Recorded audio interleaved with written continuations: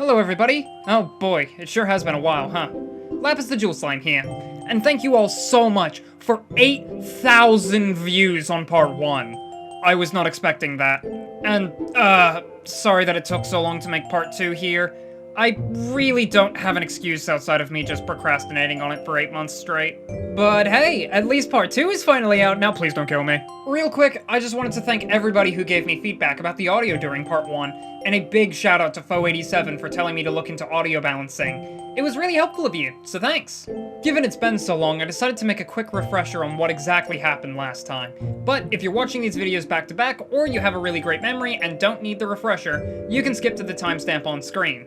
You know, I never knew why no one ever said what the timestamp is out loud, until the moment I was writing the script and wondering how I could say something I don't yet know. Ahem. Last time on Pokemon Mystery Dungeon Explorers of Sky, regular attack only. Skitty is absolutely the best option we have available, and that's why we chose it, right, past Lapis? After almost 20 minutes of getting Turtwig on the personality quiz instead of Pikachu because this game hates me, I guess? What do you mean it takes 5 hits to strangle a child? Hey, I'm Wigglytuff. I'm the Guildmaster. You want to form an exploration team? Leave the child alone with the kid now. Wait, hang on. After getting over 10,000 points on the minigame, and it was also here that Team Davids would first meet their fated arch-nemesis, Beedrill. Now, if only we could unionize for better pay. Team Davids descends from Mount Horn, putting that disaster of a place behind them. With no other options here, it's time to resort to our hidden trump card. Enter the Violent Seed. Together, with one final paper cut, Groudon goes down, and Team Davids takes this Goliath to the ground. God, the audio balancing was terrible. Regardless, in the last video, there were a few mistakes that were thankfully pointed out to me in the comments section. So real quick, I need to correct a few things. First, I claim that the accuracy of the regular attack is 80 to 90%, but rather, somebody by the name of Microwav checked in Sky Temple and it's actually 93%. Secondly, I said that the regular attack's base power is 1, and while technically true, on top of this, the regular attack has a hidden effect that halves all damage it deals, making it more like 0.5 base power. There are a couple of other mistakes that need correction, but we'll bring those up as they become relevant. For now, let's get the show on the road. Also, forgive my voice suddenly raising 2 octaves. I'm sick right now, it's been 9 months since I recorded this. Let's start this video off on the right foot and introduce the run's greatest hero. Though he might seem villainous for now, he'll be instrumental to the run's success. Last time, we cleared the Expedition Arc, which unlocks Xatu's Appraisal Shop. This place can open the treasure boxes that we found on our journey. Inside said treasure boxes are an often overlooked system. Exclusive items. In this run, we need every advantage we can get, and these items are going to be no different from any other advantage. For those of you who don't know, because you ignored this system, by holding certain items inside our bag, we can boost certain stats and add extra abilities to certain Pokemon. The important takeaway here is that Mouse can get an extra 27 stats in both defenses, and they ignore the move Reflect, while Cat can get an extra 30 attack and 10 hit points. Also, we can get immunities to their only weaknesses. Although we don't get all of the exclusive items before the end of the run, among the lacking those immunity items, the few stat boosts we do get are instrumental to our success. Bit of a side tangent here, but why does nobody talk about this system? It's incredible, like, yeah, it's annoying having to find the items, trust me, I know, I've had to do this a lot, but there's fun stuff here, like Latias getting to turn invisible when hit, just like in the anime. Absol uses Perish Song as a counter. If that's not the coolest thing you've ever heard all week, I don't know what will be. Hoenn's legendary trio attack twice while in their own weather, Swampert absorbs the damage from Grass move, Riolu gets Foresight permanently, and Zigzagoon gets Pickup to activate way more frequently. By the way, if you were curious when in part 1 I put that little writing saying that Zigzagoon was better for Pickup than Meowth, this is why. Side tangent over. Where were we again? Ah, yes. Amplanes is the next story dungeon in the run. Wait, Lapis, what are you doing? Where are you going? So, I don't know why I did this, but, I decided to grind for 4 hours instead of just going to Ant Plains. I honestly can't remember what I was thinking back when I did this run. Maybe I was concerned by having no Violent Seeds in storage? or the fact that we have to face against 7 opponents at once. But even still, 4 hours was completely excessive.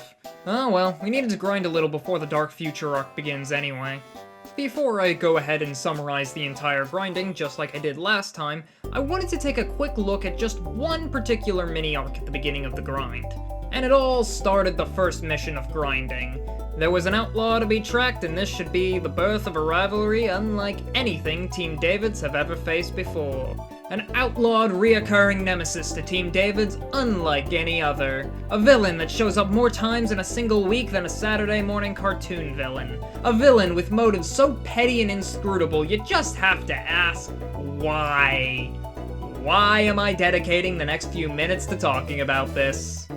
It all started with a wanted poster of a blast seed thief tracked and cornered inside of Beach Cave. After Team David so brutally hurt that Beedrill in Apple Woods, that young and innocent Beedrill had her heart lost to the darkness, turning to crimes in the hopes that they would one day have the power to take their revenge. But as soon as she looked her assailants in the eyes, as she saw the source of everything that needed vengeance upon, she saw the fear they dealt her all that time ago. Her heart crumpled in the face of her failures past, and she ran, vowing one day to take her vengeance against the regular heroes successfully. But Team Davids had a mission, and just because someone was afraid doesn't mean that would stop them. It only meant there was one more thing they could track. The smell of fear. So when the next day they received a job request in Mount Horn with a stolen decoy orb and a crime matching their new rival's MO, they set out to chase her down. As Beedrill tried to flee, to escape once more, Team Davids weren't having it twice. Through lakes and rivers, and through walls and cliffs, they chased Beedrill to the ends of the floor, before recovering the stolen decoy orb and taking her into custody. As all hope seemed lost for Beedrill, her items taken and her crimes caught up to her, would she truly never get her revenge on her fated nemeses? Just when she was being taken away, just when she thought this true, Team David stopped, as a new outlaw appeared on the road before them.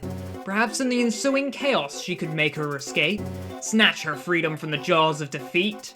The fight against this new outlaw would have to be long enough to buy her the time to escape, or else Team Davids would catch up to her again. Thankfully for her, this fight would be very long.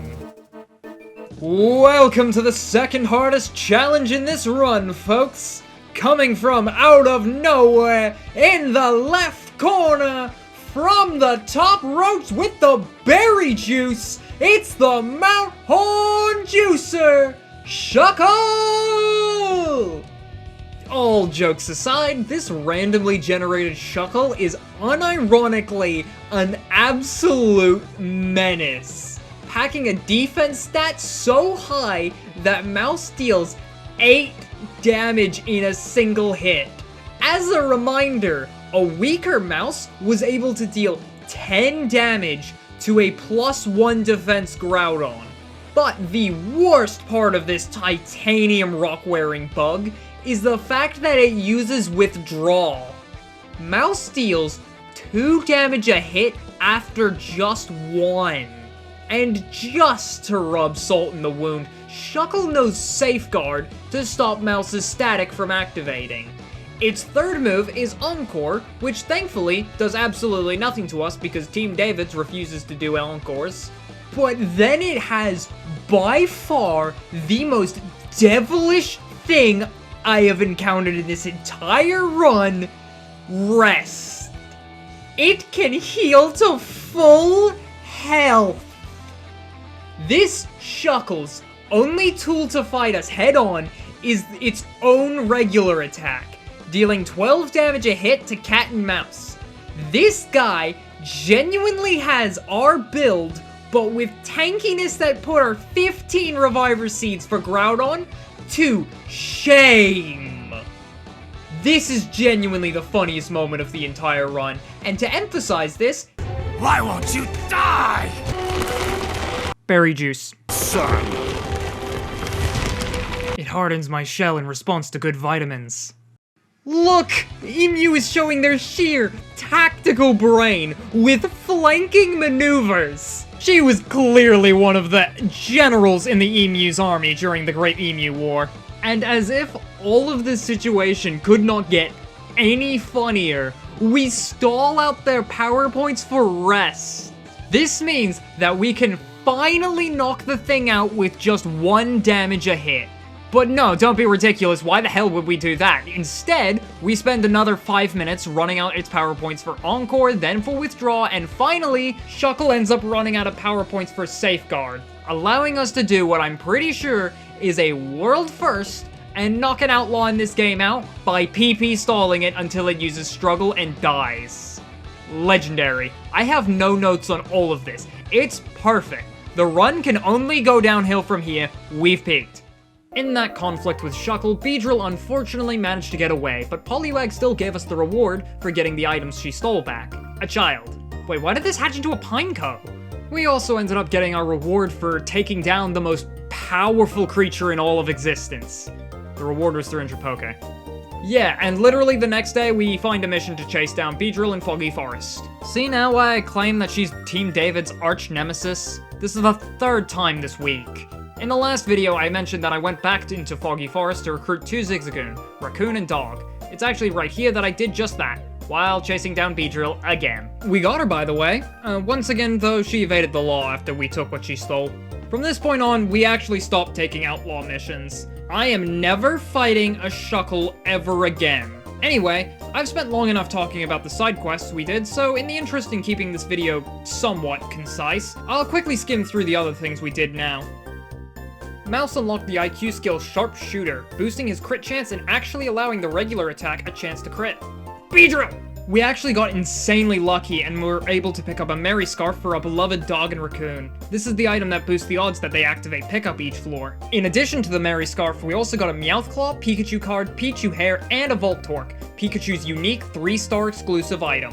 With this, Mouse ignores the moves Light Screen and Reflect. Situational, but cool nonetheless. Wynot's Recycling Shop now sells Reviver Seeds for only 2 escape orbs, and we got to flex our unimaginable power to the Pokemon of Beach Cave. Finally, we snuffed the light out of babies in only 1 hit. Peace at last. Lastly, we go to Landslide Cave and... oh god damn it! Thankfully the Pokemon of Landslide Cave can't do much to counter Mouse. Effects like Bug Bite sure are annoying though. Thankfully now that... are you kidding me?! And a final Oran Berry was stolen by Bug Bite Wormadam. And we're dead.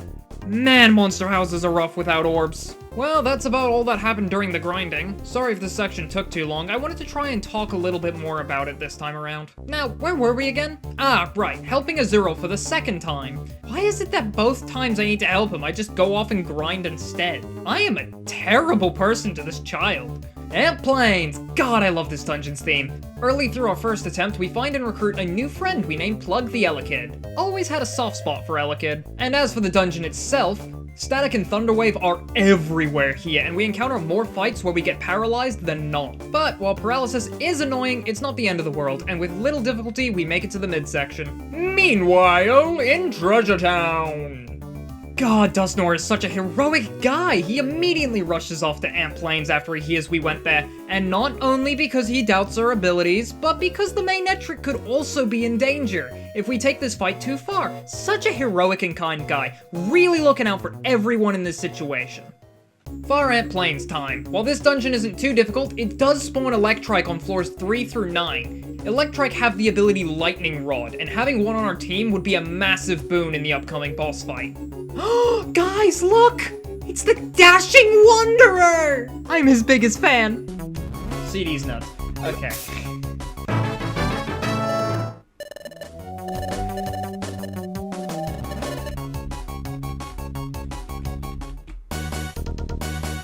Yeah, I deserve this. This monster house was actually a blessing in disguise as we were able to recruit an Electrike we named Wolf. Wait! God dang it! I don't want to talk about it. We make it to Ant Plains Clearing on our 2nd try without an Electrike on our team. So you're going to hide like that? That's kind of cute. Alright, we'd actually be grateful if you kept doing that. We'll sneak quietly to get as close as we can. Alright, let's take them out. I had way too much fun doing that voice to not mention it here. Now prepare to fight! The Manectric Tribe has most of their stats on screen now. The main challenge with this fight is the fact that there are 9 of them in total. All the Electric only have 40 HP each, and Manectric themselves has a total of 150 HP. Manectric also has Bite to make us cringe, and each Electric can lower our defense with Leer. Lowered defense is a much bigger problem on Cat thanks to not having exclusive items and gummies boosting his stats. He's really not taking all these hits well. Before the fight, my biggest concern probably would have simply been that we wouldn't have had the AoE or damage to take everything down fast enough before we could become overwhelmed by numbers. But all the paralysis and cringing effects that are going around is compounding this issue into something way bigger than I thought it would ever be. Thankfully, with only 1 or 2 rounds, we can knock out an Electrike due to Cat's boosted attacking stats and some Violent Seeds. We do pretty good damage. It also doesn't hurt Mouse's extremely high defenses let us hold out with only 2 Reviver Seeds spent on Cat for the whole fight. Despite really annoying static and Thunderwave paralysis, Manectric goes down soon enough, and when he falls, it doesn't take too long for the rest to follow suit. Dusknoir ends up saving us after Manectric uses his overpowered paralysis abilities to get the upper hand. He even chases off Team Skull for us. What a great guy. Let's give him our social security number.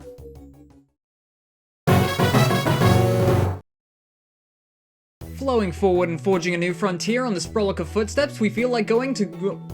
Right at the end! I continued the alliteration at least. My curse. Oh, cut that out. Flowing forward and forging a new frontier on the Sprolic of Footsteps, for now we feel like finding our future in the Northern Desert. First up, we replace our Sky Blue Bow with a Power Band. At this point, the extra bulk isn't needed, and the extra power will help us much more. Aside from the 3 hits to knock out enemies, all the ground types, Growls, Leers, and Sandstorms, this dungeon isn't too much of any note. Get ready to hear that a lot in this video, by the way. Last time I mostly explained the sorts of things that you wouldn't really give a second thought to on a casual run, but are unexpectedly difficult here. Like the move Growl. I think we're mostly going to be sticking to any weird shenanigans that happen to pop up this time. When we went to Ant Plains, I forgot to bring our 2 pickup Zigzagoon, Raccoon, and Dog, so I decided to bring them along on this mission for the extra items. It'll mean less grinding later. We cleared Northern Desert on our first try, and the day after, we're going on to the next place, Quicksand Cave, home to one of the most underrated themes in the game. I mean, just listen to it sometime. But other than the music, this place has just as much noteworthiness as Northern Desert. Not much. After 10 floors, we make it to the midway point and enter Quicksand Pit. And it is here that we face the consequences of our own actions. God damn it, not again! You see, we've been going through this entire dungeon with both Raccoon and Dog, our 2 pickup Zigzagoon. And one thing I neglected to mention about Zigzagoon is that it is so easy to let these things accidentally faint. They end up fainting and wasting all our Reviver Seeds to random enemies and sandstorm damage before we can make it to the lake. Speaking of that lake, we make it through the dungeon all out of Reviver Seeds and come face to face with the next boss of this run, Mesprit. With a total of 350 HP and Team David's dealing 50 damage a round, this fight will only take 7 rounds. However, the move Future Sight is a massive issue for us here. In Pokemon Mystery Dungeon games, Future Sight makes all attacks deal a set 30 damage. Ordinarily, this is a nerf to Mesprit's damage and nothing to write home about. But with Mouse's bulk so high, this move is a massive buff to Mesprit's damage, and with it, and our lack of Reviver Seeds, Mesprit takes us out in only a few turns, ending the fight very quickly. Whoopsies! Lesson learned, Raccoon and Dog shouldn't come with us when we need Reviver Seeds. On take 2, we actually have a Reviver Seed, and we're not going to be stupid again. Thankfully, Static procs on Mesprit, and despite her using Imprison, a move I forgot was so broken in this game, Cat is able to clean up the fight, so we didn't even need that Reviver Seed. Who are you? Mesprit, don't you know who this is? It's Knuckles the Echidna from Sonic the Hedgehog! Shoutouts if you understand why that reference makes sense. You are even more of a nerd than I am.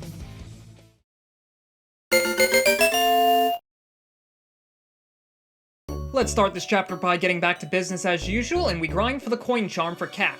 Then it's off to Crystal Cave. After clearing this dungeon, we will have no choice but to begin the Ruined Future arc. However, thanks to our grinding before Ant Plains, we should be fine with that. Crystal Cave has, say it with me now folks, not much worth noting. Survivor has Glare and Screech, which could pose a massive issue, but the enemies here don't do enough damage to capitalize on it thanks to our exclusive items, gummies, and level. We make it through all 11 floors without any difficulty. It's here that we're faced with a difficulty even greater than all of Crystal Cave. A children's puzzle that gets explained to us in excruciating detail. What kind of ailments do you think you'd get if you fell into Crystal Crossing's green water? That can't be healthy to swim in. Oh well. The only other thing of note here is recruiting an Absol we named Leopard. This guy's cool. After clearing the dungeon, we don't find Ninetales, but instead we find Groval, arguably looking cooler than the near immortal Fox ever could. Absol's still cooler than the both of them combined. Now it's time for an interesting fight. Grovile. I've made sure that I have no reviver seeds in my inventory before coming here so I don't waste any, and to test how hard cat and mouse can sprint when they're not using items as a crutch.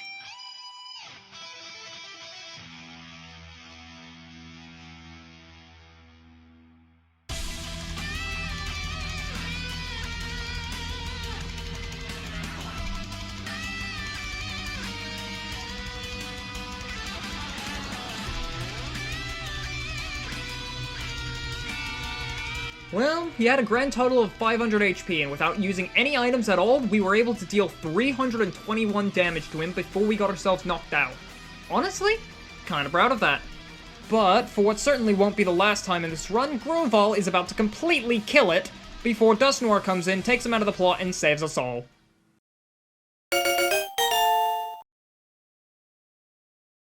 This chapter begins with the Exploration Team Federation sending us a message. The special episode, Today's Oh My Gosh, has been on— No. Wait. I already used that joke. Much like Chapter 4, this chapter has no unique story dungeons. Ah well, it's a good chance to stock up on extra healing items before the Dark Future begins. We should have enough, but more doesn't hurt. Almost an hour later, 30 minutes being in cutscenes, we're done with this chapter. We finish this chapter by agreeing to Dust Noir's plan, but that we will be secret agents and infiltrate Groval's mission to learn what his true evil plan is. Being such great friends with such a noble and honest guy, we willingly agree to this plan and head to the future. Yup, that's what happened.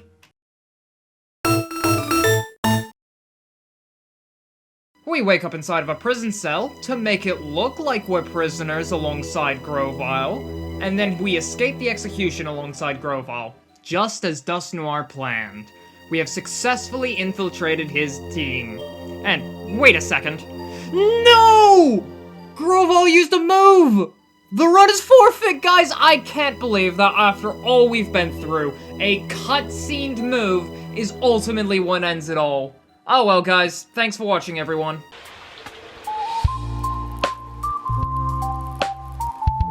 Wait a second. Groval leaves us before the next dungeon begins. Therefore, Groval does not appear inside the in-game team menu at any point directly before or after this. Meaning that this is some random guy next to us that we are officially unaffiliated with as Team Davids. And the plausible deniability is back, baby! We're back! Run's back on, folks. We found the loophole.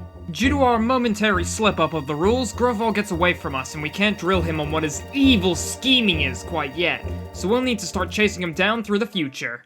The first dungeon into our pursuit of Groval is Chasm Cave. This dungeon has some Pokemon that can hit us pretty hard, and has plenty of ghost types floating around. Thankfully, we didn't choose Skitty, so this place is much easier than if we did. If you did choose Skitty, I would be careful of Unburdened Driftblim. It has high damage and it's resistant to all of your damage. Maybe place an item on the floor and back away to disable its Unburden first before taking it out.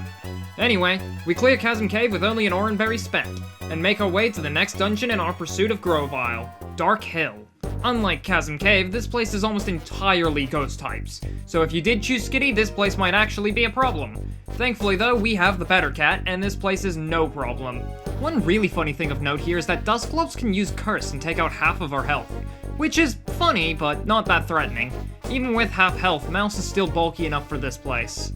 Speaking of Dusclops, it also has Pursuit and Confuse Ray.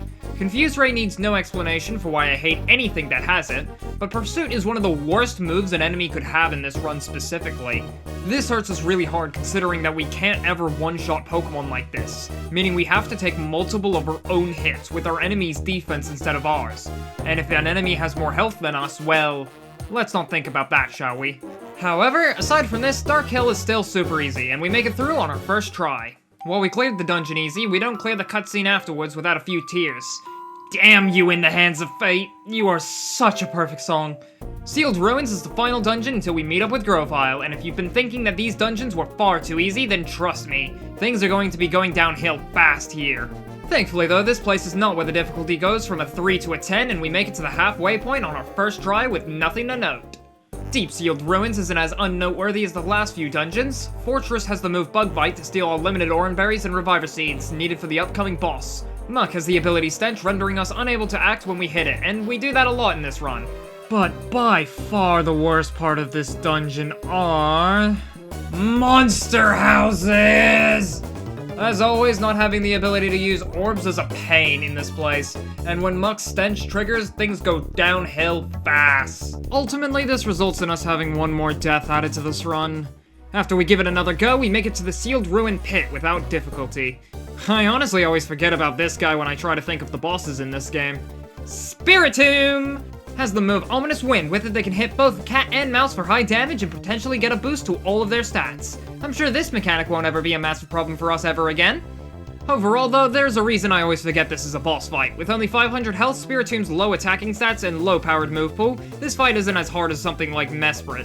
After he barely drops cat and mouse to half health, he goes down right after. He didn't even make us use a healing item. Friendly reminder, this is what Spiritomb does when we're using only the regular attack.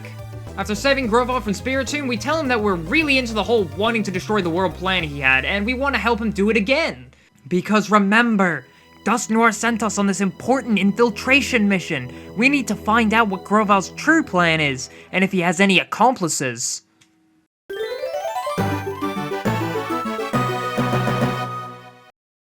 After getting more information about Groval's true schemes, we move on to the next escort dungeon in this run, Dusk Forest. For a dungeon with an escort, this is thankfully one of the easier dungeons. However, just because it's easy for an escort force dungeon, doesn't make it easy nor fun. We see this on our first run of the dungeon, ending in floor 1 because I forgot Groval uses moves. I've gotta shake off the rust first. Been a while since we last had one of these dungeons. Next, we reset once again when we're hit with Sleep Powder and Sandwich between 2 Jump Pluff.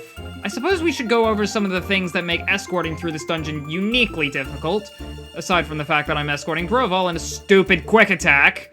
First off, this dungeon seems to prefer putting in corridors that have multiple entrances. This means that sometimes we can get surrounded by enemies in an instant loss scenario. Secondly, by far the more annoying is Mismagius. They hide in walls and ambush us, and there's not a lot of counterplay to it doing this, aside from running away. Damn you, Mothin! Go back to being forgotten by everyone, you stupid little fuck! Although it's not all doom and gloom, thanks to one of the IQ skills Groval has. Dedicated Traveler is an IQ skill that will make Groval prefer to follow us over attacking enemies, meaning if we're in combat, the tried and true tactic of running away is an option. Real talk though, honestly one of my biggest regrets of this run was not using Dedicated Traveler to its fullest potential. Looking back on all this footage, there were so many cool things I could have done to utilize this skill. So many of this run's resets would have been avoided if I just remembered existed. Live and learn, I suppose. Thankfully, we make it through the 8th floor dungeon on our 6th attempt. At least it's better than Craggy Coast and Mount Horn. We learn that Groval is working with Celebi to cause the end of the world. Dusknoir will be very happy with this information. Next up, in the last dungeon in the Dark Future arc, is Deep Dusk Forest. This is the only dungeon in the entire game with more than one escort forced upon us. With 2 of them, some of our more fundamental strategies no longer work, including the ability to switch places with escorts to prevent their turns. With this, if an enemy approaches any of our escorts in the open, it could be an instant loss without any counterplay. Celebi is the newcomer here, and while she is the first escort to not have any offensive ranged moves, thank God, she does have Heal Bell. That's kind of annoying, but I'll take it. Our first run into Deep Dusk Forest goes fine, until we get hit with an Ice Fang from a Steelix, it freezes us, and Celebi uses Heal Bell to cure us, forcing a reset.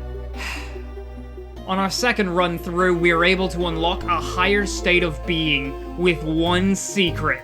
A little-known sacred technique passed down throughout generations of the Joestar family. Running away! There's an Aggron behind us. Keep going, keep going. Don't bother picking that up.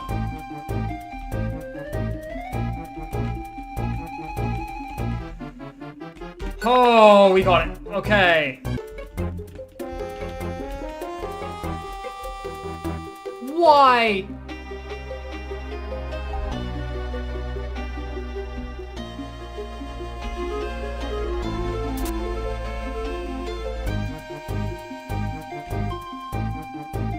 Please no. Oh, there's a Steelix around here somewhere, and he's probably gonna come up in front of us. But not before we get the stairs! I do not have... No! No! No! Oh, thank God. See, this is exactly what I mean by this run's resets being shaved off if I just use this tactic more. With this unstoppable technique, we turn what should have been something difficult into an easy second try victory. Legitimately, this is the proudest moment I feel during this entire run. A point of massive dread, having 2 escorts instead of 1, and we clear it on our second try. Woo! We're able to meet up with Dust Noir and show him that Celebi is working with Groval to destroy the world. However, since we still haven't found out Groval's true intentions, we have to maintain our cover to gather more information on this vile madman's schemes. Dust Noir, of course, ever the great and wise, picks up on this and allows us to find a way through him and escape back to the past alongside Grovile, with our cover still intact. He's also able to capture Celebi, so while he interrogates her, we'll continue our investigations into Grovile. Man, this story is so good.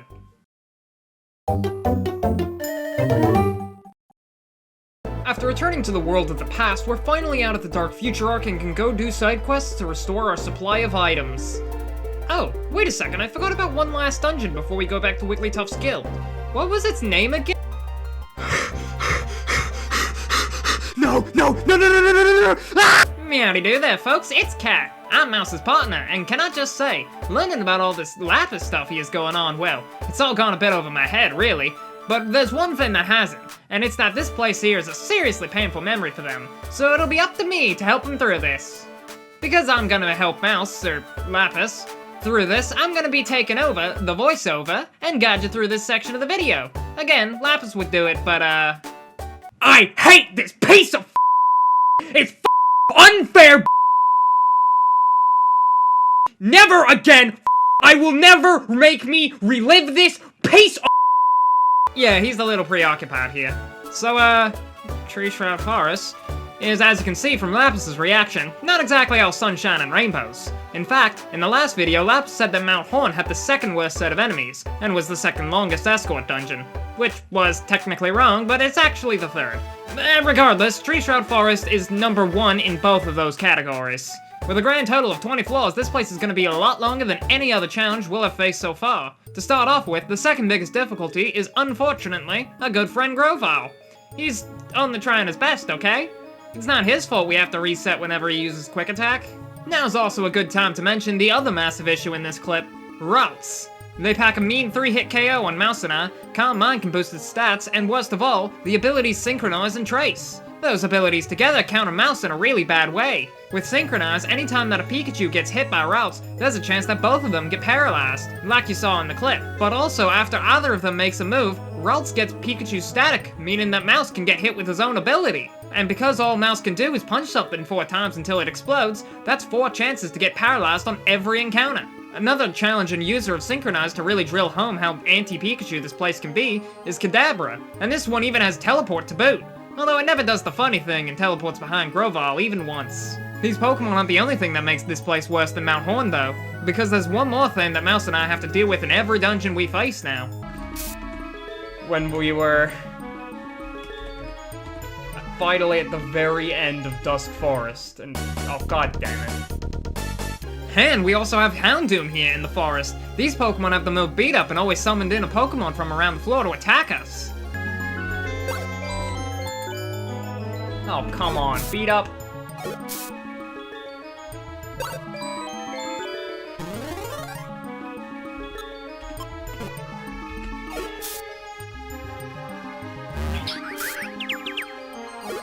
Are you kidding me?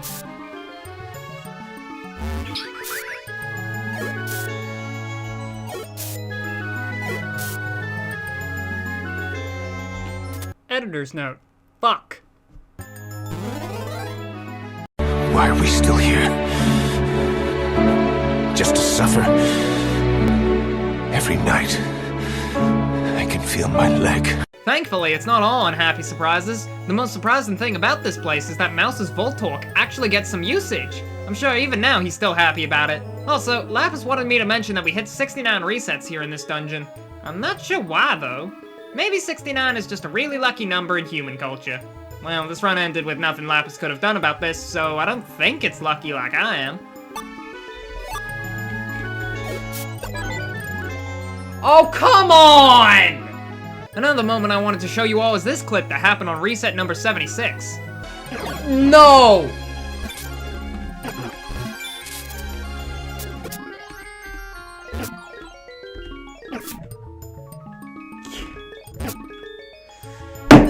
No! Are you kidding me? Ah!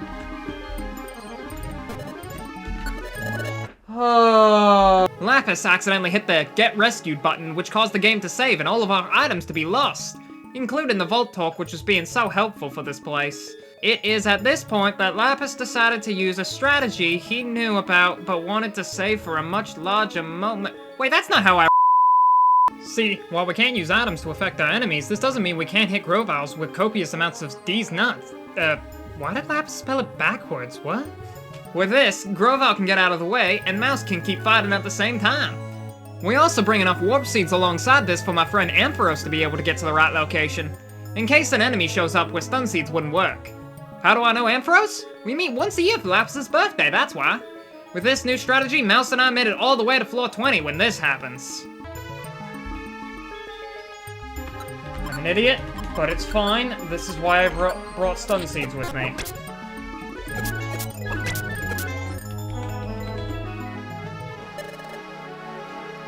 Keep your senses sharp. Shut up.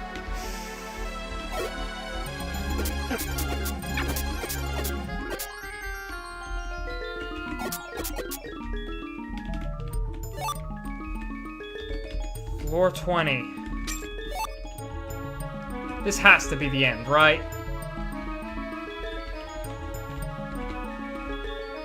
Just give me the stairs. Finally!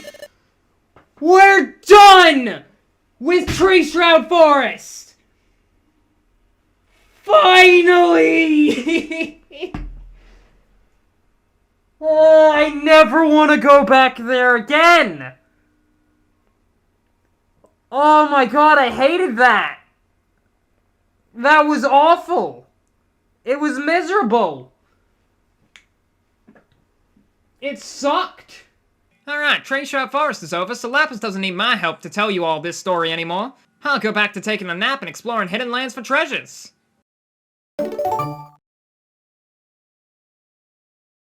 Sorry, I blacked out for the last hour and a half. Where were we? Oh, right, the end of the Dark Future arc. And the impeding end of the world. In mere days, all will be paralyzed. The worlds will end. Our friends will be die now. And of course, yeah, nope. I'm killing the pacing with more grinding, baby. We return to Wigglytuff's Guild, and now we can finally begin our pre-main story finale grinding session. And after the last arc, I finally feel confident enough to tackle on outlaw missions again, so that'll speed things up. The main reason we're doing this round of grinding now is because Mouse still hasn't learned Extra Striker yet, and damn it, the sunk cost fallacy will not allow me to quit now. Besides, after all the gummies from the last arc, Mouse now only has 80 IQ points left until they learn Extra Striker. As a reminder, Extra Striker is the much weaker version of Quick Striker. Extra Striker only works 33% of the time. If I got it wrong at any other point in the video, this is the clarified triple-checked order of things. This naming is just really confusing, so forgive me if I made a mistake somewhere. We shouldn't need any exclusive items and... Oh, wait, where did my Voltorb go? Huh, weird. Oh well, it's never had any use before. Anyway, this session of grinding was very short, with just a 2.5 hour long stream. At twitch.tv/LapisDualSign, please follow. And... Could you maybe come out? I'm presently poisoned. Oh my... Really?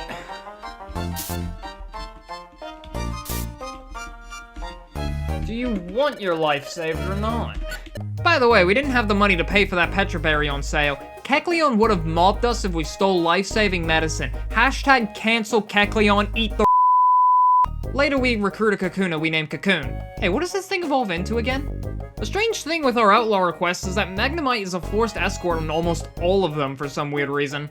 Naturally, we can't accept those ones, so this is a little annoying. And to prove why I don't accept escorts, I accidentally accepted an escort mission and it didn't go how you're thinking. It went worse. I actually forgot to add a reset to the counter here, and I don't think I ever caught it, so I'll make sure to add it to the counter here for the video. Damn, Beedrill is really focused on taking us down this time. Eh? Ayo, I'm funny. This is the humor that makes you all subscribe, like the video, and leave a comment.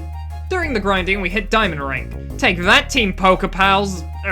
Then after an hour and 40 minutes, we unlock both Extra Striker and even Stair Sensor on Mouse. Extra Striker is a straight 33% boost to our average damage, and Stair Sensor is one of the best IQ skills in the entire game, giving you an arrow that points to the direction of the staircase. Stair Sensor will be a godsend for Hidden Land, anything to make those floors with Grovyle shorter and easier to manage.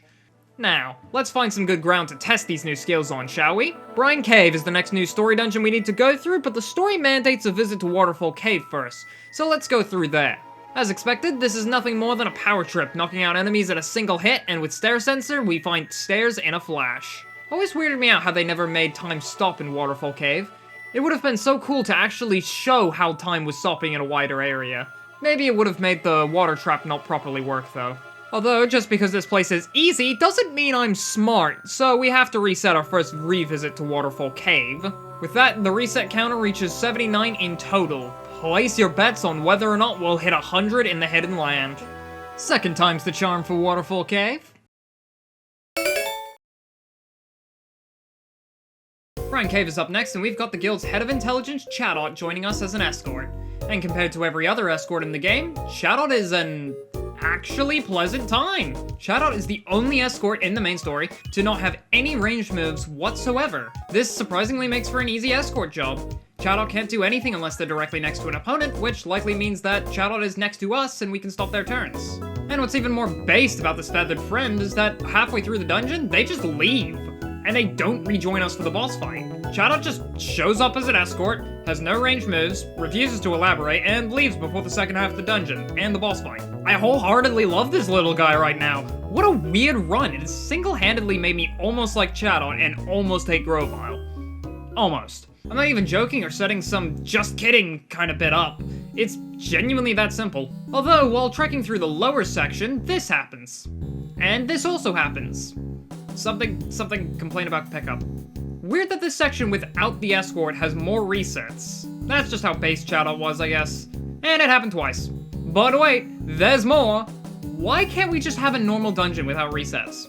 Oh well, fourth time's the charm. Alright, the next boss of the run is here, Kabutops and their Omastars. As a group, they can deal much higher damage to us over a longer period of time, and the Omastar pack protect to shield themselves, stopping us from knocking out the weaker targets first. And also, Katsai always attacks Kabutops anyway. Static procs on the Kabutops, and we use the opportunity to knock out one of the Omastar, foolishly not using Protect right now, before moving to take the other one. A lucky crit is able to put Cat in the ground and burn one of our Reviver Seeds. And it is at this point that Kabutops realizes that they can't best us physically, so they decide to go for the psychological approach. They use Harden. They dare to remind us of particular events. We decide after that we're turning them back into fossils for this horrible reminder, and they all go down before they can set up too many defense boosts. After Chatot gets medical assistance, it's finally time. Onto Lapras's back now, and together, with both Mouse and our dearly beloved cat, we head onwards to the point of no return, crossing the sea of time and beginning the end of this story. Grovyle will be joining us for the Hidden Lands, and we'll need to face down a rough fight with Dust Noir. Thankfully though, I have a plan that will work and we'll get past the fight in under 3 minutes. Stop checking the length of the video.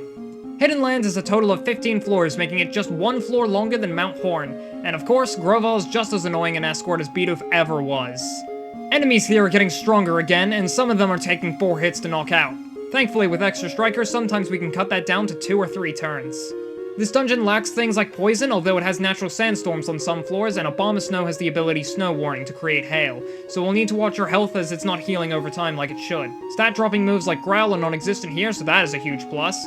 And lastly, for our blessings, while dungeons like Mount Horn and the Forest, that must not be named, had a large majority of enemies like Aerodactyl, Ralts, and Parasect to ruin our runs, here in the Hidden Land we only have 2 threatening enemies. The aforementioned Obama Snows create hail, but also the move Icy Wind, capable of cutting action economy in half. As always, these kinds of cuts are devastating in the right situation and can force a no-win scenario upon us. The other major problem is surprisingly Rampardos. They know Ancient Power just to mess with our anxieties, and this does get a knockout on us at one point, and they also know the move Endeavor, which when used properly can be devastating to us. And keep in mind that there is hail and sandstorms happening here. Finally, they know the move Pursuit, reflecting all damage that we deal. If Mouse's Extra Striker triggers, this can actually deal about 85% damage to us, meaning that Rampardos is actually a massive threat damage-wise. Thank God we don't have to fight a boss with any of those. That would be a real problem if we did, considering we use Violent Seeds for tough boss fights, so if we hypothetically had to fight a Pursuer that knew the move Pursuit, things would be bad for us. Thankfully, even if your dungeon is large, with only 2 threatening enemies, it's not so much of a challenge.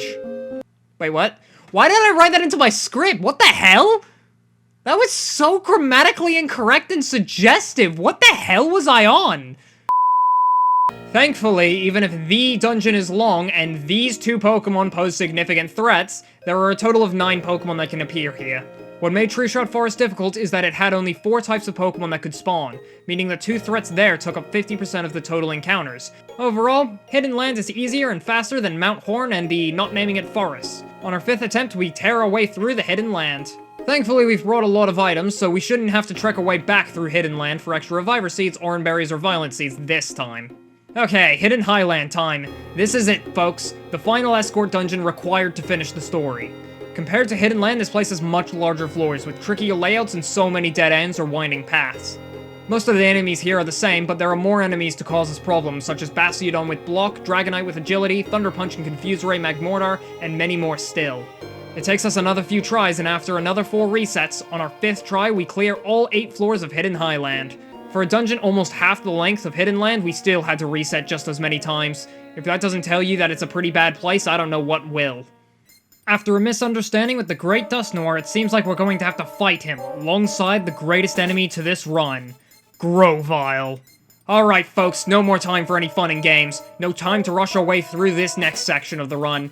Get ready, everyone. Dialga may be the final boss of the main story in name, but don't let that fool you. Dusknoir here is the true finale of this run. I make no jests here when I say this is the most strategic and complicated we have to fight in the entire run. This is the first and only boss fight, before the credits roll, that features an escort joining us for its duration. Not only that, but unfortunately we start the fight surrounded on all sides by Sableye. If we weren't, we could set Cat's tactics to go after foes, walk right up to Dusknoir's face, and never worry about Grovyle. As such, our orders of business should be clear. Take out those Sableye, neutralize Grovyle, then go for Dusknoir. Problem with that, though, is that there are 2 Sableye within quick attack range of Grovyle, meaning turn 1 has to be spent on stopping his turn, or else he will quick attack. We can't use a Violent Seed, can't wait a turn, and can't walk anywhere other than Grovyle's space on turn 1. Cat's go after foes tactic always moves him to the tile below Dusknoir, and his AI will always go for Dusknoir if he's in range, so Cat couldn't help us with our Sableye problem. We'd need to swap with Grovyle to waste his turn so Cat can finish the fight, but, spoiler alert, Dusknoir is not an enemy Cat can beat without a Violent Seed and Oran Berries. Maybe we're thinking of the problem all wrong? Let's take a step back and look at the bigger picture here. In order to win this fight, we need to knock out Dusknoir and his 6 Sableye minions. We lose this fight immediately if we run out of Reviver Seeds and die, or if Grovyle uses a move. Grovyle will always use a move if there's an enemy next to him, or 2 tiles away if it's a straight line. Perhaps instead of looking to kill the Sableye first, then neutralize Grovyle, we could swap the order. Maybe there's an item that can stop Grovyle from using a move. Orbs are disabled in boss fights, held items can't be given to escorts, thrown items all only affect enemies, food and berries don't do anything useful. Actually, wait. Maybe grimy food could work. I don't like the inconsistency. Let's put a pin in this and circle back around to it later. The last category of items could work here, though. Seeds. They've gotten us out of a tight spot in this run before once, so why not again? Let's see here. Blinker Seeds, post-game only. Hunger Seeds, they were post-game only, but thanks to Spinda's Cafe, we can get them now. But Grovyle has the self-cure IQ skill, and that completely blocks Hunger Seeds. I tested myself and everything. Quick Seeds? Now this is an interesting solution. Doubling Mouse's action economy like this could work as a solution to our conundrum. We could waste Grovyle's turns and attack the Sableye at the same time. Where do we get them? Oh, god damn it, postgame only. Sleep seeds. Wouldn't have enough time thanks to self-cure. Totter seed, self-cure. Cross-eye seed, self-cure. This 1 IQ skill is starting to get really annoying. Vile seed, as much as I want to kill Grovar right now, that doesn't help. Vanish seeds won't stop them from attacking the Sableye. Warp seed, that could actually work. The area we fight Groval Dust Noir in is actually pretty spacious. It would need a little luck, but we could do this after enough tries. And Self-Cure doesn't work on the Petrify status condition, meaning Stun Seeds will still work once we get Groval into a position away from the fight. Self-Cure would have stopped their grimy food strategy anyway. Alright then, with a plan solidly put into place, we can go ahead and begin this fight. Fuck.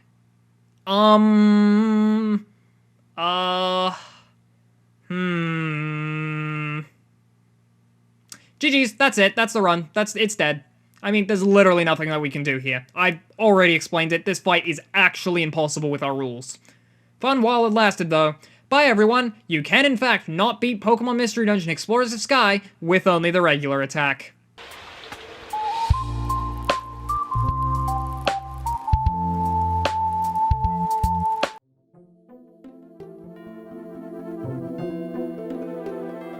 Giving up there, Mouse? What the? Who am I? I'm you. You're not me. I'm me. I'm me, he says. I wasn't joking, you know. I am you. Or at least, who you are on the inside. What does that even mean? Don't you remember, at the start of all this, when you first lost your body in that terrible storm, someone asked you questions about who you were? Yeah, I think I remember something like that. Well, you told that voice you wanted nothing more than to be a Pikachu, because it would be the form best suited for this journey. But the voice thought another form was more fit for you, the form of a Turtwig. The form of a Pikachu is for the brave, but it didn't think that you were a very brave person, Mouse. It thought that you were a bold person. A brave person is someone who gets knocked down, and then gets back up. They understand fear better than anyone, and it's that ability to have comprehended fear and still keep walking, that ability to stare into the abyss and understand its horrors better than anyone else, and push on anyway. That makes them brave. But you want to challenge walk into a room and I'm scared for the challenge. You are far too gutsy, in ways that others just aren't. You haven't even batted an eye or thought twice about doing this.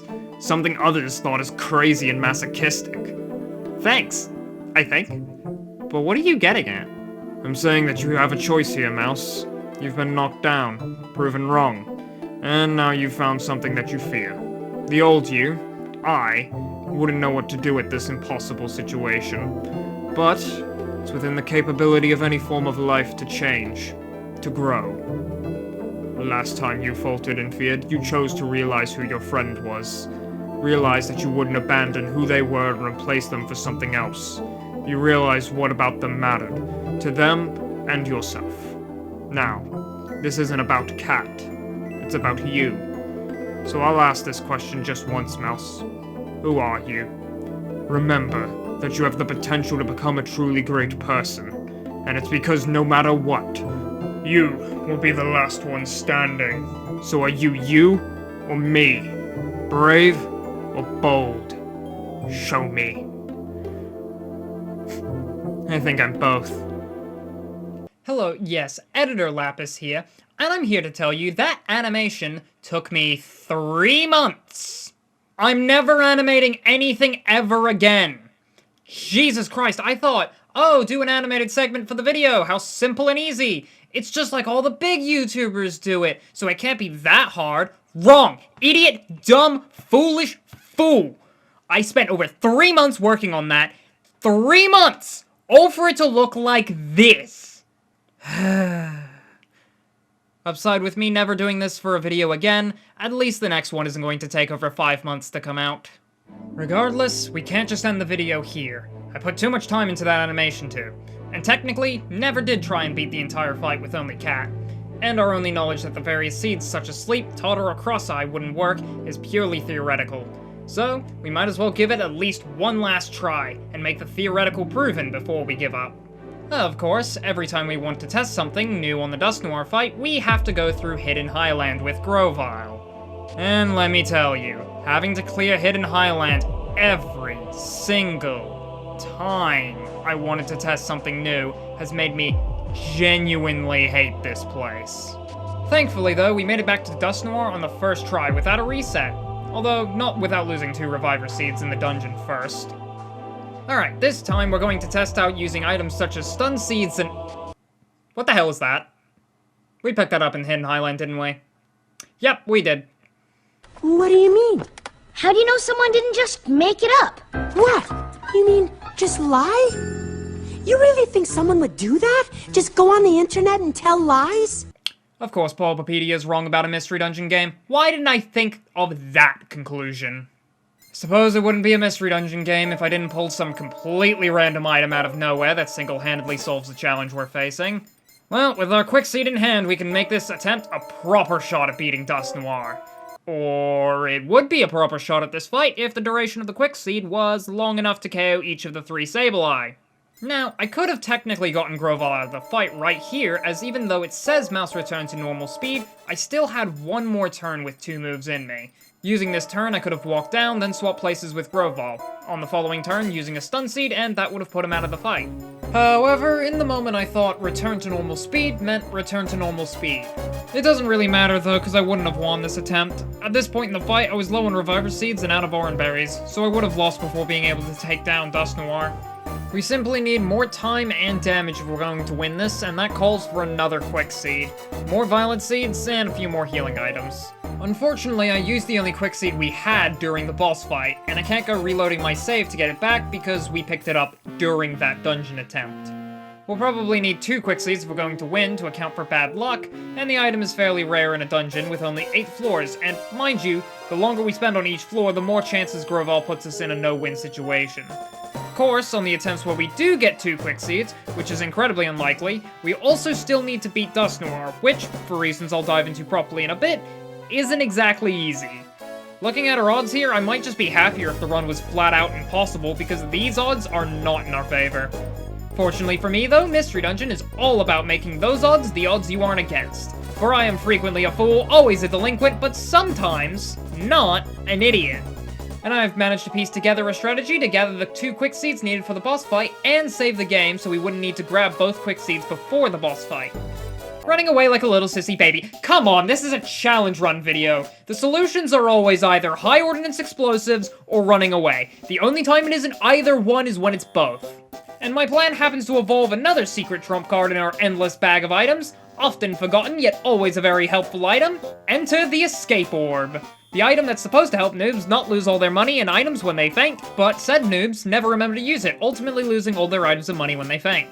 You've seen it here first, folks! The Escape Orb actually being used. Here's what the animation looks like, by the way. Wow, bet you never remembered you could do that. Reloading his save file is more effective anyway. Anyway, after going into the dungeon and picking up a Quick Seed, we can then use the Escape Orb to leave the dungeon with the Quick Seed in our hands. Once we're out of the dungeon, we can save the game and permanently bank our Quick Seed. Repeat this process one more time and we'll have both Quick Seeds needed for the upcoming boss fight. Of course, this comes with a caveat. I didn't bring an Escape Orb with me when entering the dungeon. So, we need to go all the way back out of the dungeon and go back to Kangaskhan's to pull out 2 Escape Orbs from storage. Anyone else getting deja vu? Also, yes, you can indeed talk to Lapras and go back to Treasure Town after crossing the Sea of Time, meaning we can actually go back to see Kangaskhan in person this time. Another fun fact, the Quick Seed, allegedly, and I say that because this info comes from Bulbapedia, cannot spawn anywhere in the Hidden Land while playing Explorers of Darkness, meaning this run might not be possible in that version of the game. The process of locating 2 copies of one of the rarest items in this dungeon was incredibly painful, not helped by the fact that Grovyle loved to make this grind not mindless at all by making us think very carefully, or just interrupting us by using Quick Attack on an enemy that was off-screen. It was at this point in the run that you could really tell I was wearing thin. As a reminder, I streamed all of this live, and my commentary was just devoid of emotion. My play was sloppy and terrible, I was quicker to anger at things, and overall, it just felt so much whinier. Even while editing this video and writing this script, I outright skipped over some sections of this VOD. It's that bad. Which honestly is a massive shame. This point in the run is my absolute favorite in hindsight. I had a plan going into it with the warp seeds that failed instantly, and now we have to reinvent everything I thought I knew about this game to grasp at a potential solution to our problem. Challenge runs don't get more exciting than this. But it does make sense why I was so devoid of enthusiasm for this section. I spent weeks working on this run, I didn't even know if I could make it work right at the very end. Of the main story, at least. We still do have to fight Darkrai and everything else in the postgame after this. But to save you the trouble of the rest of the grinding, after our reset counter hit 108, we found the first quick seed needed. Sorry if you thought this run would be under 100 resets. And after finding the first quick seed, we decided to give Cat our sky blue bow. I don't know why I felt like it. I mean, it's our most prized possession, practically synonymous with our existence and appearance. Yeah, well, I suppose in the situation that we get split up for a long period of time, it would help Cat to remember us, and also conveniently show how much we meant to him on his design. Death flags are a literary trope arising from the audience's ability to tell whether or not a character will... Anyway, we found the second quick seed and then made it out of Hidden Land, and back to Hidden Highland at reset number 119. This is finally it. We're going to fight and beat Dusknoir. For real this time. And I mean it this time. After we reset another 3 times in Hidden Highland. Have I ever told you how much I hate this place before? Regardless, we make it back to defeat Dusknoir, and no, I missed input one time and instantly lost the fight. God damn it. After another 17 more runs, we make it back to Dusknoir. Yes, that many. For an 8-floor dungeon. God, do I hate this place. I suppose up to this point, I haven't explained what exactly makes Dusknoir himself such a difficult boss fight. Well, aside from the gecko in the room. I was waiting for the first attempt where we got past all the Sableye to properly explain this, but this certainly isn't going to be that attempt, so I'll just explain it partially now. The first major trouble we face in this fight is that each of the Sableye in this room know the move Punishment. Oh, that's not gonna be good for Cat. You've gotta be kidding me right meow! All jokes aside, what makes this move so dangerous is that it raises in power the more stat boost the opponent has. This caps out at plus 10 stat changes.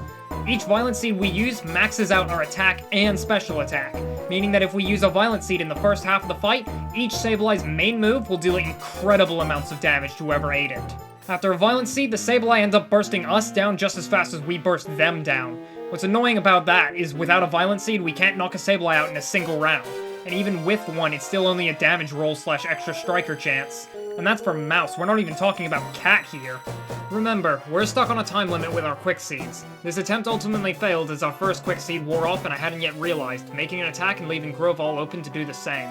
Thankfully, on the next attempt, I made it back to Dusknoir, where another painful truth is revealed to us. Quick Seeds have a bunch of confusing and hidden mechanics behind how many turns you get. Oh great, more hidden mechanics involving items in this fight. I love those! Honestly, this time I'm not exactly sure what determines the amount of turns you get while at +1 speed. Sometimes I can use 3 items and move a tile, and other times I can use a single item and nothing more. I think that you only get extra speed turns every other turn, and depending on the action that uses varying amounts of your extra turns. I'm not entirely sure, honestly. Both this attempt and the next one fail due to this weird system before I figure out that every other turn is probably a safe thing. Our next attempt, Dusknoir reveals a brand new shade of awful hell that this fight will put us through. Each Sableye has the move Detect, and Dusknoir has the move Mean Look. Oh, I mean... If Dusknoir ever hits Mouse with Mean Look, we will not be able to swap with Grovall and it will instantly forfeit the fight. Meaning Dusknoir has an instant kill he can pull out whenever in this first section of the fight. During the dungeon run for our next attempt, we find a third Quick Seed, so hopefully this will help us out. Beat Dusknoir here. Alright, turn 1, Quick Seed, double speed, go here. Violent Seed. And I'm gonna move down here. Because Grovall has dedicated Traveler on, he will move towards me.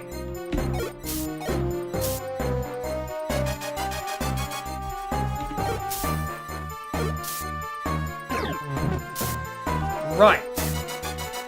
Now Grovall won't move this turn, so I have to go to his tile.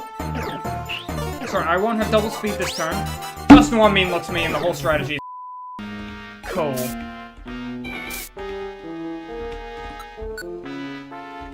So I stun seed Grovyle as damage control. And then I go for the Sableye.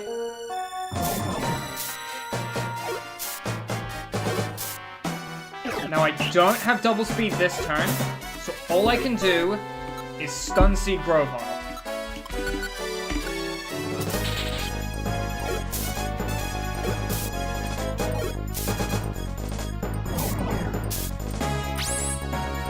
Now I think my speed's gonna wear off.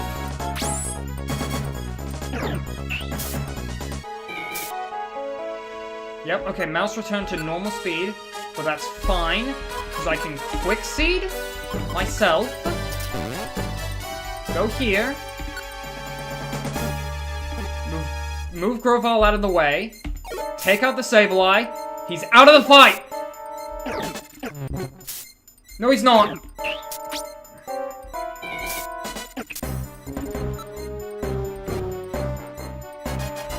Not until Cat knocks him out.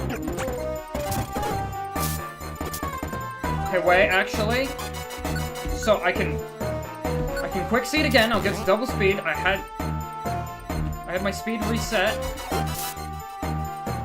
And now it is here that for the more astute viewers, you might notice I could have used a stun seed on Grovall here to put him out of the fight. However, I thought he would use quick attack for some ungodly reason and didn't do this. Knock that out.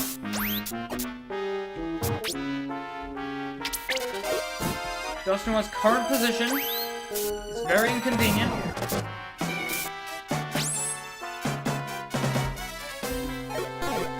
Okay. Now from this position, I only have 2 Reviver Seeds left.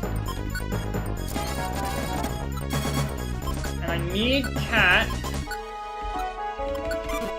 to stop targeting Dusknoir. Stun seed Grovall right there. He can't do anything.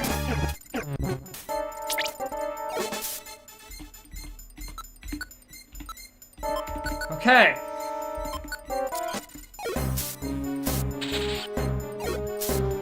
Now Dusknoir is paralyzed.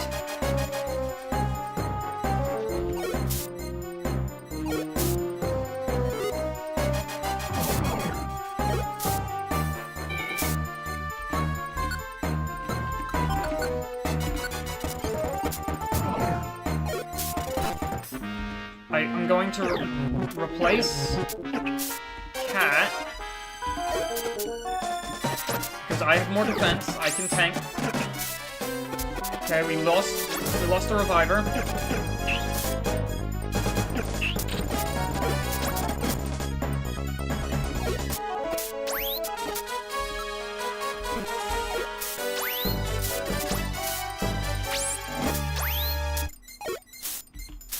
I think we're out of Reviver Seeds. Okay. We're also out of Orange Berries, so we're fucked.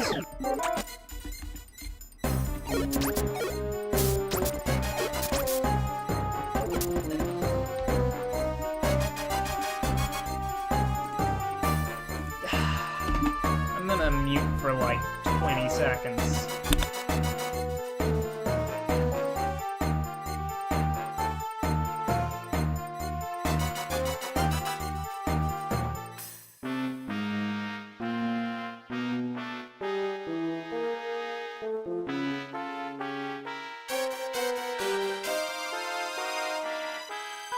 Okay, I'm good.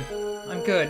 That was honestly one of, if not the, most soul-crushing things I have ever felt. That loss hurt me to my very core, and just seeing it again months later still delivers me with the same absolute heartbreak that it dealt to me before. Also, can we just talk about the sheer level of sass Dusknoir just gave me at the end? He slapped us with a regular attack just to rub salt in the wound. Now this is just getting personal. Giving up there, Mouse? Okay, we all know the fight now. We all know how difficult it is now. This segment has gone on way too long, I hear you all saying. Am I gonna end it? Am I finally going to let the video move on? Am I finally going to answer if we can beat this game with only the regular attack? Or am I gonna move the goalpost? Change the rules so that Grovyle can use moves and we can all just move on. You want the answer to that question? Well, here it is. The moment that broke.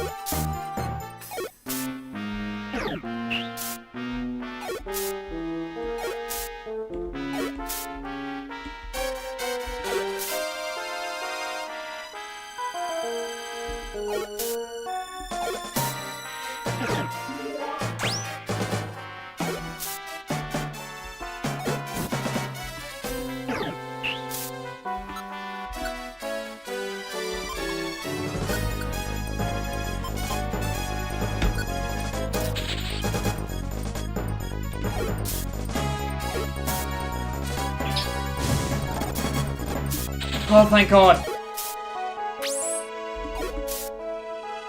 Okay, here we go. Okay.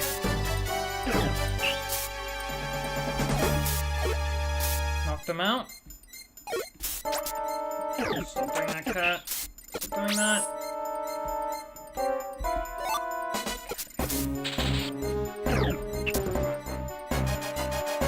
Okay, attack that.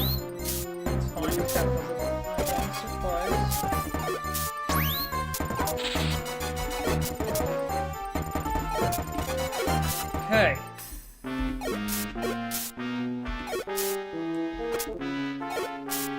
The pursuit doesn't work while he is paralyzed. So I have to try and get him to paralyze himself on me.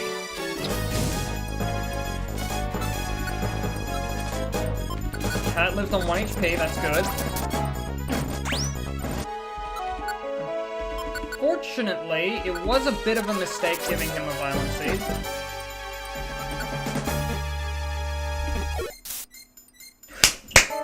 Oh, we got him!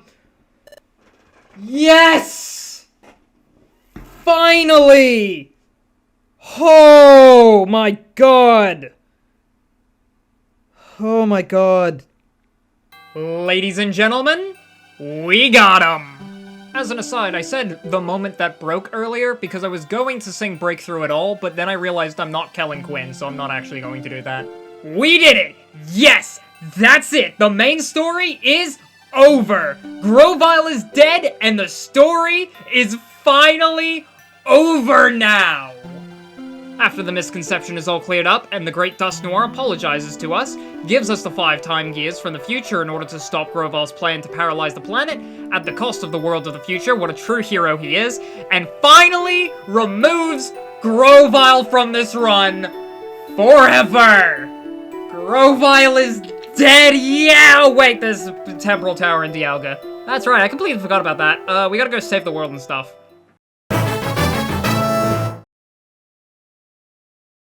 This is it, everyone. The end of the main story. Everything we've learned throughout our journey will finally be put to the test. This is the ultimate challenge that will push us... yeah, no, when you compare Temporal Tower to Hidden Land, this place is nowhere near as bad. Without the living training weight that is Grovyle, we can absolutely flex the incredibly overpowered force of nature that is Mouse. Nothing, and I mean nothing, in this dungeon can even so much as scratch the nigh immortal rat. Without Groval around, nothing can force us into an instant loss situation, and if Extra Striker ever procs, we get the impossibility that is actual damage in this run. It was actually a huge surprise for me how easy this place would be. Whenever we're paralyzed, confused, or slowed down, enemies can't deal enough damage to us, and with Extra Striker, enemies are faced with an unlimited PowerPoint multi-hit move, KOing in just 2 rounds. 2-shotting enemies. Can you believe it? Honestly, with how much I've struggled here in casual playthroughs, I thought this place would be awful. But even a Monster House in Temporal Spire couldn't do anything more than waste 2 Reviver Seeds. And that's only because we didn't just run back into the corridor right from the start. I'm actually kind of annoyed that this is the run that is doing so well. I mean, I talk up the lack of difficulty, but that is only when compared to the nightmare that is Hidden Land or Hidden Highland. Those places had Pokemon like Rampardos, who could almost one-shot us with a single use of Endeavor, Sandstorm and Hail to stall our health regen, Burns and Confusions, and plenty more tactics to throw at us. Temporal Spire has tricks to throw at us, sure, but Mouse resists Discharge and even Cat can take about 4 before going down to a 5th. This place just doesn't have the damage to pose a significant threat. We did end up using 4 Reviver Seats on the climb up here, though, albeit due to some very sloppy and overconfident play. But maybe the fight with Dialga could pose a challenge now that we're down on our luck. This is it, folks. Let's face both the end and our end with some courage, shall we? The fight started with Cat getting crit one-shot by Roar of Time. Hey, that's something. Although Mouse just tanked his way through 2 of those and is still standing. After closing the distance, we use Violent Seeds to boost our damage and start going to town on Dialga. After some misplays, we quickly end up losing both of our Violent Seed buffs for the rest of the fight. Oh no, whatever will we do? I brought backups this time. I learned my lesson after Groudon. Never am I making the mistake of not bringing in a backup plan again. Until I don't have this rare moment of clarity, in which case I'm making the exact same mistake again anyway. After reading new Violent Seeds, we ended up getting some insanely awful RNG for the rest of this fight, with Dialga getting an Ancient Power boost, critting us several times, and the worst of all, Intimidator proccing 5 times! It's a 30% chance! But all of this is no match for the sheer overwhelming power that is having 6 more Reviver Seeds, the best kitty by our side, and a dream. A dream to beat this game with only the regular attack. With the thoughts of every single time we had to painstakingly whittle the health of another down, every single time we had to deal with defense boosting or healing, every escort that made us reset 147 times. With blind, incoherent fumbling heard right around the world, Mouse lets all of this frustration out, and after a 1-2 Extra Striker combo from Mouse, doing over 100 damage in a single round, feeling every ounce of frustration this run dealt to us, Primal Dialga's time fell through. And sure, the rules of this run may still bind me, but for now, we can take solace in knowing that we managed to beat Dialga with only the regular attack. And it didn't matter how much Groval or Bidoof tried to impede us, we did it all without any escort ever using a move. Our principals standing tall at the finish line with us right by their side. With Dialga's Rage Calm, the Temporal Calamity subverted, and our own destruction set into motion, we can officially say that you can indeed beat Pokemon Mystery Dungeon Explorers of Sky's main story with only the regular attack. Ah, okay, now we can go off script a little and talk about some stuff. Thank you all so much for watching till the end here. This has been a really long video, at 1 hour and 20 minutes as I'm recording this. Thank you all so much, especially for the support on the first video, getting almost 8,000 views, over 8,000 views, sorry, 8,500. That was ridiculous, and I did not expect that. Apologies, for the wait. I legitimately don't have an excuse other than I just procrastinated on it for 9 months. But in the last push here, I left a reply to someone's comment on one of the posts I made that was like, if you could finish part 2 before I die of old age, that would be very appreciated. And, yeah, I gave that person a response saying, I'll get it done in 3 weeks, and that legitimately... sorry, I'm sick right now. But that legitimately did push me to actually make, like, 40% of the video's progress that was left, all in those last 3 weeks, so thank you to that person. In the description of the last video, I left a little message for anyone who read it, saying that, I thought the video could be of a much higher quality, should have retaken voice lines, cleaned up my script, done better with edited sections, and the footage was recorded at weird resolutions, and I just didn't stitch them together nearly as well as I should have. This video definitely improved on some of those. I did start retaking some voice lines. I think I should have, in general, retaken a lot of the voice lines in the first half, because those just took forever. Or, sorry, those were just way too quiet, but I didn't want to do it because they would have taken forever to re-record. The video wasn't recorded at weird resolutions now, so I could just stitch it all together just fine. I also did a lot better with the edited sections here. The dialogue was handled a little better, with it scrolling just a little cleaner. The images, like, I included more images in that, and, like, I really liked the Dusk Noir section, because, like, I was managing, like, 14 visual tracks in that section, and, like, that actually all worked out really well. There was, like, a lot of images going by with all the various seeds and various items. I think that one looked pretty fine. But yeah, in the description of the last video, I said, hey, I want to make a video that I can go, yep, that's the quality of the videos I make. It's a good quality thing. No, I don't think I hit that. Again, the audio at the first part was a little quiet. The animation just didn't look as good as I wanted. It looked like I put time into it. And effort. Not skill, talent, or quality, but time and effort. So, I'm happy with that. Happy enough. But yeah. I definitely can do a lot better with videos, and I think the next video I do, the goal won't just be for baseline and quality, but just have fun with it.